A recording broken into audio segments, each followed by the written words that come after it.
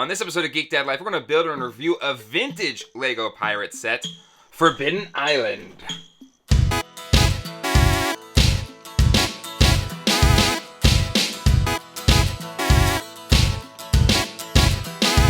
Hello everybody and welcome to Geek Dad Life. It's your host Jay Gladfelter here, and with the news and excitement and anticipation of one of the coolest pirate sets LEGO has made in a long time with the LEGO Ideas Pirates of Barracuda Bay, which brings an updated version of the fabled Black Seas Barracuda. It is also a bit of an homage to the classic Legoland pirate system set Forbidden Island. It features a similar shipwrecked pirate hideout, as well as some of the same characters that you got in the set, like Captain Redbeard and two characters I affectionately name Mustachey and Patchy. While I don't own a Black Seas Barracuda, I do own the Legoland pirate system Forbidden Island. And while we wait for April 1st to arrive so we can order this awesome new LEGO Ideas set, I figured we could build this old school set and take a trip down memory lane. So here we have the Forbidden Island pirate system playset. Wayne A. Pollock commented, "I miss those old sets with the flap opening display windows of the boxes." I do too.